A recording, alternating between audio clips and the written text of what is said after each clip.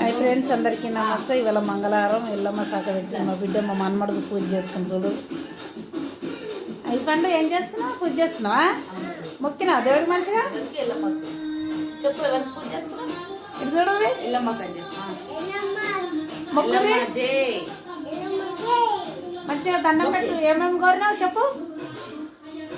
చూడండి ఫ్రెండ్స్, మా మనమడికి ఎల్లమ్మ శాఖ వెళ్తే ఇక దేవునికి అయితే మొక్కిండు మంచిగా.